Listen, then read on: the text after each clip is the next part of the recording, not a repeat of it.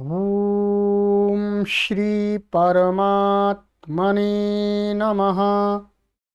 ओम श्री गुरुभ्यो नमः।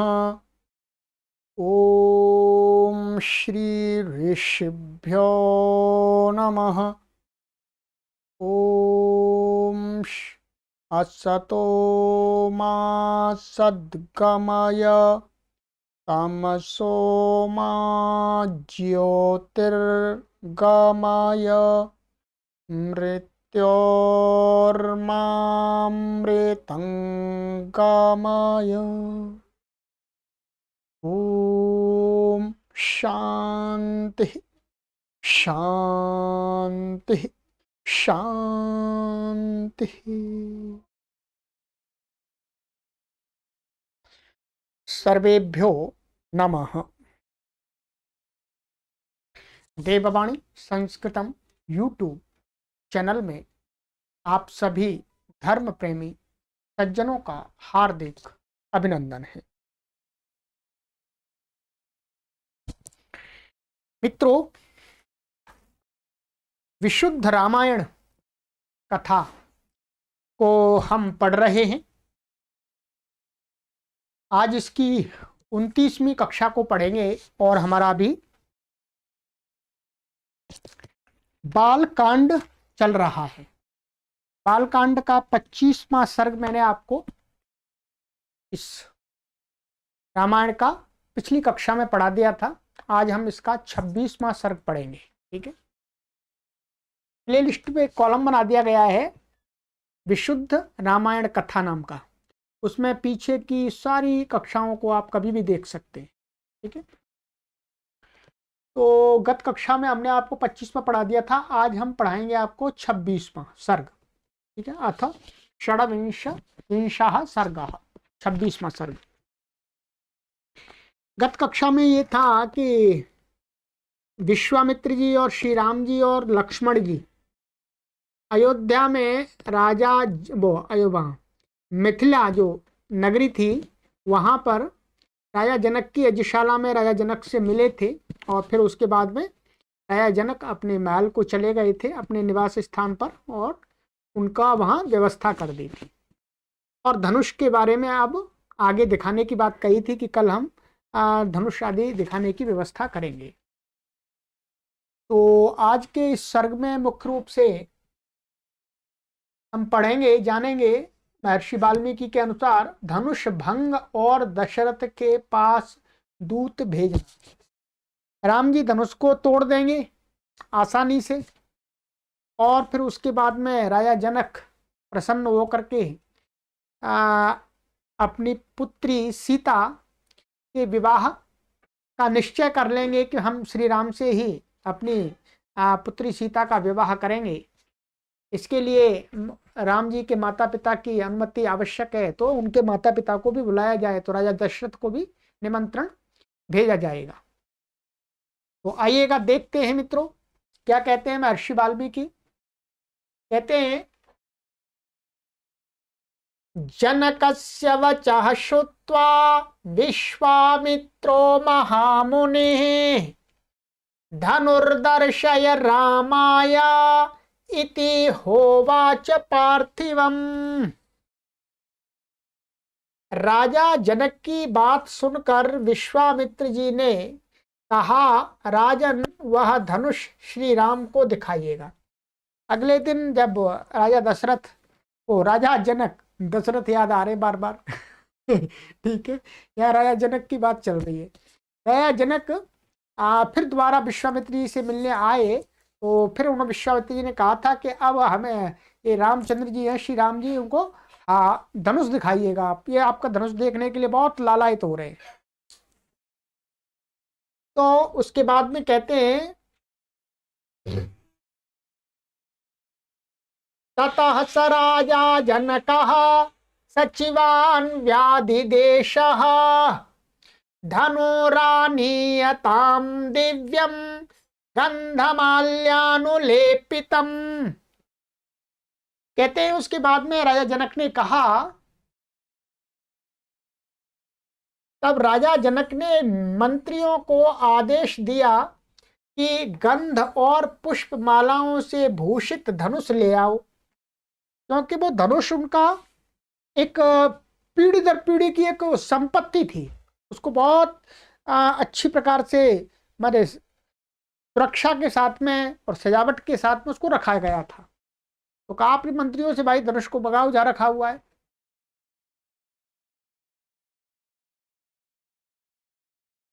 आगे कहते हैं, तामादाय तु मंजूषाम आयसीम यत्र तद्धनुः सुरोपपम ते जनकम ऊचु नृपतिर्मंत्रिणः।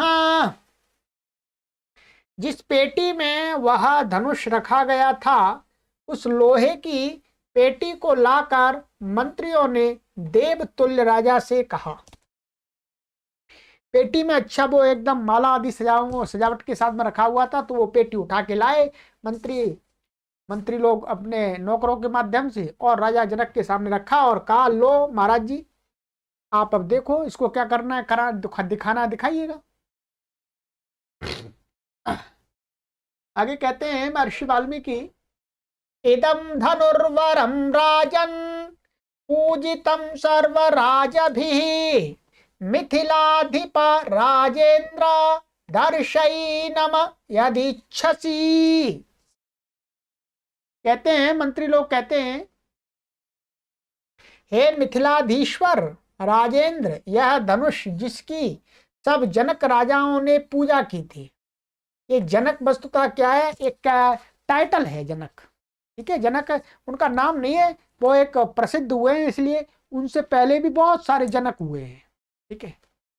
तो राजाओं ने पूजा की थी, उपस्थित है, ये धनुष उपस्थित है। अब आप जिसको चाहें उसे दिखाइएगा, ठीक है। तो ये ध्यान रखेंगे, जनक एक टाइटल है। जैसे हम टाइटल देखते हैं तो उस राजा का जो असली नाम है वो आगे इसमें आएगा, या वो वो टाइटल से प्रसिद्ध हो गए हैं, उसका नाम ही असली लुप्त सा हो गया है, ठीक है। तो कहते हैं कि आपके जो दादा परदादा जितने भी जनक हुए हैं, उन सब ने इस धनुष को अच्छी प्रकार से पूजा की है, इसकी अर्थात इसको सम्मान दिया है। ये अच्छा धनुष है इसलिए।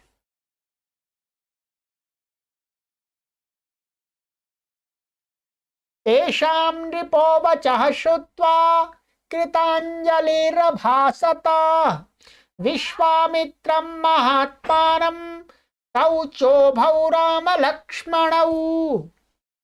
मंत्रियों की बात सुन राजा जनक ने हाथ जोड़कर विश्वामित्र तथा राम लक्ष्मण से कहा। मंत्रियों की बात सुन लिया, राजा जनक ने विश्वामित्र जी को और श्री राम जी को, लक्ष्मण जी को कहा। क्या कहा आगे बताते हैं, तदेतद्धनुषां श्रेष्ठम आनीतम मुनि पुंगवा दर्शयितन्महाभागा अनयो राजपुत्रयोः। कहते हैं, हे मुनि श्रेष्ठ, यह धनुषों में श्रेष्ठ धनुष आ गया है जी। लो हे महाभाग, आप इसे राजकुमारों को दिखाइएगा जी। लो दिखाओ राम और लक्ष्मण को। ये रखा है सामने, चलिएगा। विश्वामित्रस्तु धर्मात्मा श्रुत्वा जनक भाषितम वत्स राम धनुः पश्य इति राघवमब्रवीत्। कहते हैं, धर्मात्मा विश्वामित्र राजा जनक के इन वचनों को सुन राम से बोले, वत्स इस धनुष को देखो। बोले राम को, भाई देखो इसको, बहुत देर से तुम चिल्ला रहे थे धनुष देखना है, धनुष देखना है, वहां से आए हैं, ठीक है, तो देखो धनुष को। महर्षेर्वचनाद्रामो यत्र तिष्ठति तद्धनुः मंजूषां तामपावृत्य दृष्ट्वा धनुरथाब्रवीत्। विश्वामित्र जी का आदेश पा राम उस पेटी को जिसमें धनुष रखा था खोलकर और धनुष को देखकर बोले। उन्होंने खोला, लाओ खोल लेते, ठीक। और धनुष को देखा, फिर उन्होंने श्री राम जी ने क्या कहा, इसको देखिएगा। महर्षि वाल्मीकि कहते हैं, फिर राम कहते हैं इदम धनुर्वरम दिव्यम संस्पृशामीह पाणिना यत्नवांश्च भविष्यामि तोलने पूर्णे पीवा। ए ब्राह्मण, अब मैं इस श्रेष्ठ धनुष को हाथ लगाता हूं, मैं इसे उठाकर इस पर चिल्ला चढ़ाने का, चिल्ला माने उसकी जो डोरी होती है, ठीक है, चढ़ाने का भी प्रयत्न करूंगा, ठीक है, चढ़ाने का भी प्रयत्न करूंगा, दिखाता हूं, मैं अपनी ताकत दिखाता हूं, ठीक है। और आगे कहते हैं वाढ़मित्यब्रवीत राजा मुनिश्च समभाषत लीलया सा धनुर्मध्ये जग्राह वचनान् मुने। कहते हैं कि राजा और मुनि विश्वामित्र के बहुत अच्छा कहने पर श्री राम ने उस धनुष को बड़ी सरलता से बीच में पकड़कर उठा लिया।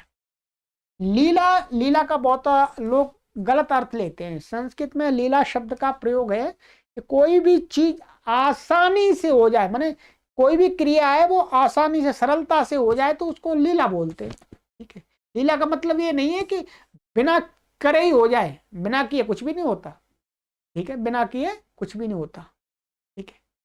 तो लीला माने सरलता से, सरलता से माने वो भगवान श्री राम में इतनी शक्ति थी कि उन्होंने आराम से धनुष को उठाना भी जानते होंगे, एक तरीका होता है उठाने का, ठीक है। कई व्यक्ति तरीका नहीं जानते तो वो ताकत लगाते रहते हैं, वहां से उठता ही नहीं है, ठीक।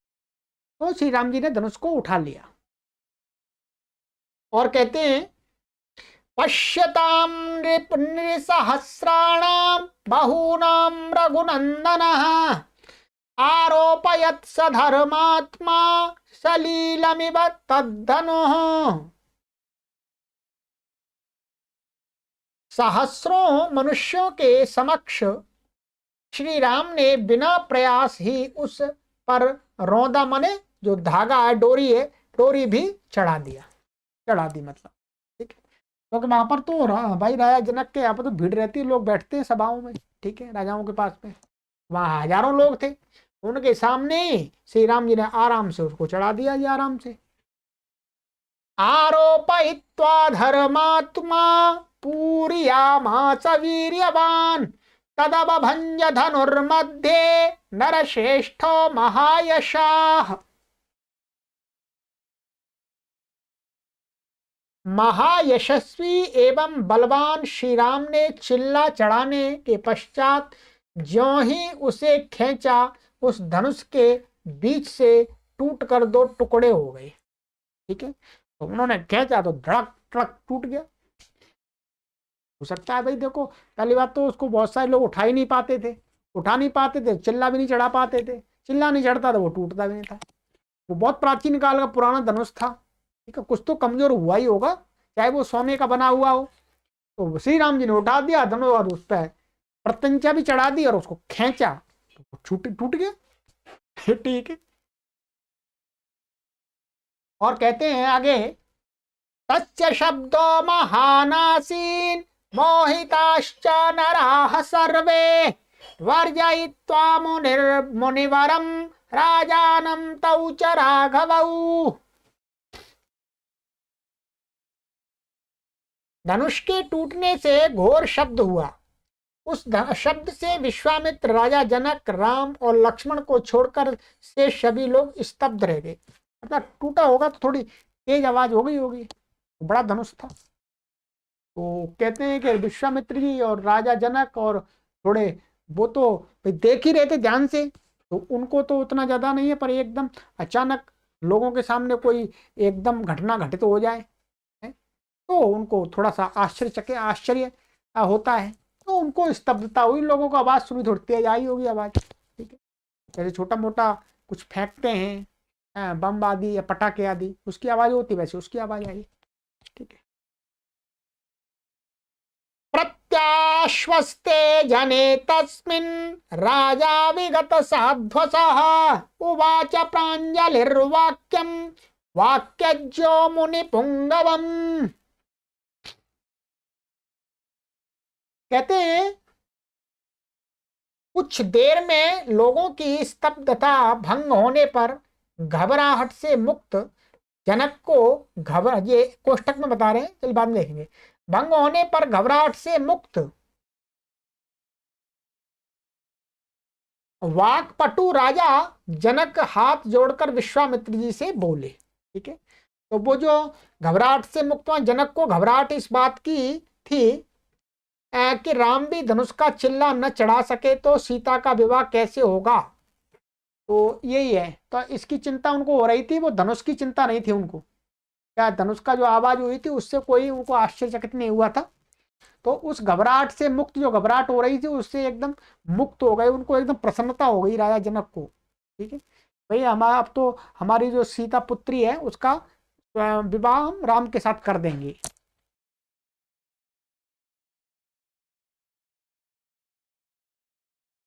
और कहते हैं भगवन दुष्ट वीर्यो में रामो दशरथात्मजा अत्यद्भुतम अचिंत्यम च अतार्कितम इदम मया।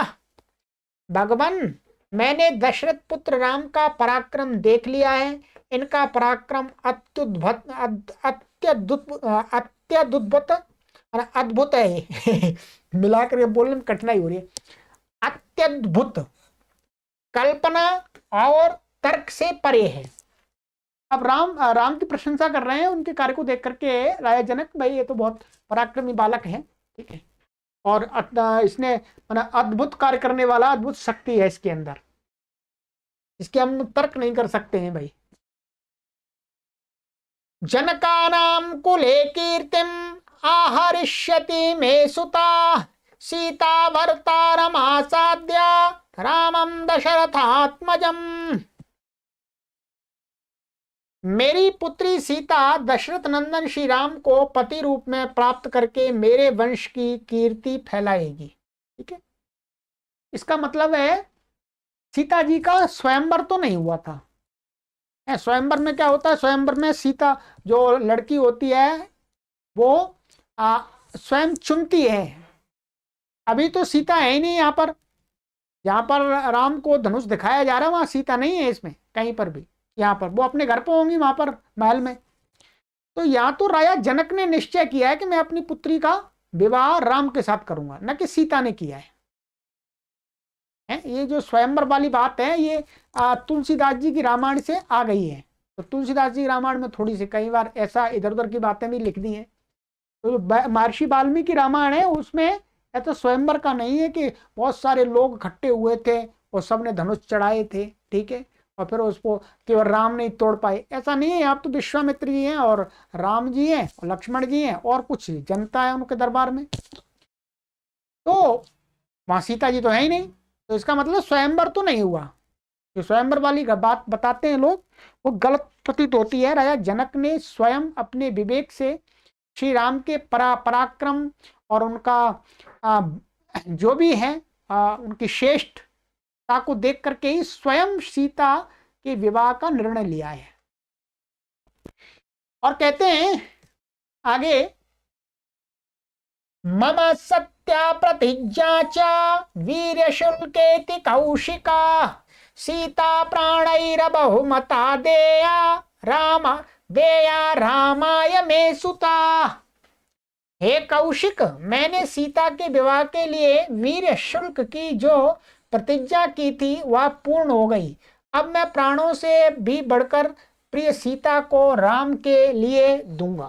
ठीक है, उसने राजा जनक ने यही प्रतिज्ञा की थी कि जो इस धनुष को उठा लेगा उसके साथ ही सीता का विवाह करूंगा मैं। न कि सीता ने ऐसा प्रतिज्ञा की थी भाई इस धनुष को जो उठा लेगा उसके साथ मैं विवाह करूंगा। ये राजा जनक की प्रतिज्ञा थी, वो पूरी हो गई। ठीक है, आइएगा और आगे कहते हैं, भवतोनुमते ब्रह्मन् शीघ्रं गच्छन्तु मंत्रिणः मम कौशिक भद्रं ते अयोध्यां त्वरिता रथैः। हे ब्रह्मन, हे कौशिक, यदि आपकी अनुमति हो तो मेरे मंत्री रथ पर सवार हो शीघ्र अयोध्या को जाएं। अब वो विश्वामित्र जी से कह रहे हैं कि अब महाराज जी हमें विवाह करना है सीता का, तो श्री राम जी के माता पिता की भी अनुमति चाहिए, उनको भी, उनसे भी मिलना है।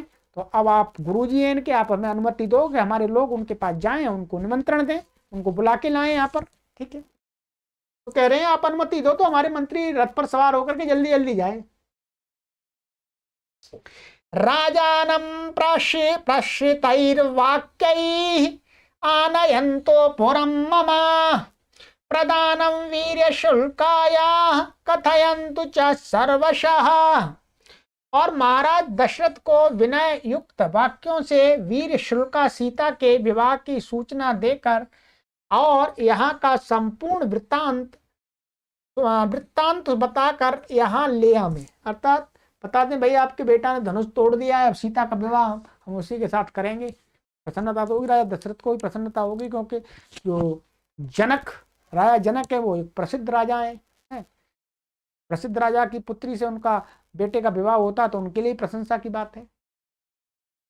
और कहते हैं कौशिकस्तो तथेत्याह राजा चा भाष्य मंत्रिणः अयोध्यायां प्रेषयामा।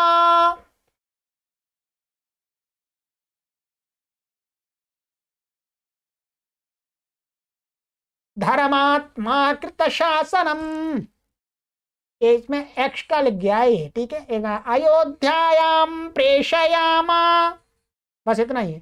धर्मात्मा कृत शासनम, करेक्शन कर लीजिएगा यहाँ पर। और कहते हैं विश्वामित्र जी के तथास्तु कहने पर राजा ने मंत्रियों को बुलाकर उन्हें समझा और कुशल पत्र देकर अयोध्या के लिए रवाना कर दिया अपने मंत्री मंडल को पूरे को, भाई लेके आओ राजा दशरथ जी को, ठीक है। अब उनके साथ में बातचीत करेंगे कि तैयार हैं कि नहीं है। हम तो तैयार हो गए हैं विवाह करने के लिए, वो तैयार वो भी होने चाहिए। तो उनका स्वागत करेंगे, सम्मान करेंगे, उनको समझाएंगे, ठीक। तो अब जो अगला सर्ग है उसमें देखेंगे कि राजा दशरथ जी कैसे आते हैं अथवा नहीं आते हैं, क्या वो संदेश भेजते हैं, ठीक है। तो इतना तो हो गया, राम जी ने धनुष को आसानी से उठा लिया और उस पर प्रत्यंचा भी चढ़ा दी और उसको खींचा तो वो टूट गया। राजा जनक प्रसन्न हो गए हैं और अपनी पुत्री को सहर्ष देने के लिए तत्पर हैं कि भाई अब मेरी पुत्री को इससे अच्छा वर मिलने वाला नहीं है, अच्छा मिल गया है, इसी के साथ इसका विवाह मुझे करना चाहिए। अब विवाह तो होगा ही, पता ही है आपको, ठीक है। अब विवाह की प्रक्रिया क्या थी देखते हैं महर्षि वाल्मीकि के अनुसार, ठीक है। तो इस विशुद्ध रामायण से हमको ये भी बात ज्ञात हुई कि सीता का स्वयंवर नहीं हुआ, सीता का कोई स्वयंवर नहीं हुआ था, क्योंकि ऐसा इस वाल्मीकि रामायण में नहीं मिलता है। और इन्होंने स्वामी जगदीश्वरानंद जी ने भी इस पर टिप्पणी दी है, ठीक है। ये मैं आपको बता देता हूं कि वाल्मीकि रामायण में धनुष भंग का इतना ही वर्णन है जितना हमने यहां पर पढ़ लिया। संत तुलसीदास जी ने जो वर्णन किया है वह आदि कवि के विरुद्ध होने से अग्राह्य है और साथ ही असंभव गप भी है। ये स्वामी जगदीश्वरानंद जी के शब्द में पढ़ रहा हूं, ठीक है, ये मेरे शब्द नहीं है। अवलोकन कीजिए, एक वो लेते हैं, दोहा लेते हैं। भूप सहस दस एक ही बारा लगे उठावन ताराई नटारा, ठीक है। ये अवधि में लिखा है, जिस धनुष को 10 सहस्त्र राजा एक ही साथ उठाने लगे वह कितना बड़ा होगा तनिक कल्पना कीजिए। अथवा उसे उठाने वाले राजा नहीं अपितु कीड़े मकोड़े होंगे। वस्तुतः सीता का स्वयंवर नहीं हुआ, यह तो समाह्वय था। स्वयंवर का अर्थ होता है कन्या का स्वेच्छा से पति को वर्ण करना। यहाँ सीता ने अपनी इच्छा से राम को पसंद नहीं किया था, अपितु राजा जनक ने ही उसे वीर शुल्का घोषित किया था। ये मेरी पुत्री है, वो वीर शुल्का है, अर्थात जो इतना पराक्रम दिखाएगा उसके लिए ये दी जाएगी। जब स्वयंवर ही नहीं हुआ तो 10 सहस्त्र राजाओं का एक साथ एकत्रित होना और सबका एक साथ मिलकर के धनुष को उठाना। गपोड़े के अतिरिक्त और क्या हो सकता है? ठीक है, उन्होंने अपनी भाषा में लिखा है, वो जिस प्रांत के हैं, तो ऐसी भाषा हम गलत नहीं मानी जाती है, सामान्य मानी जाती है। और हम ये कहेंगे कि वस्तुतः हमें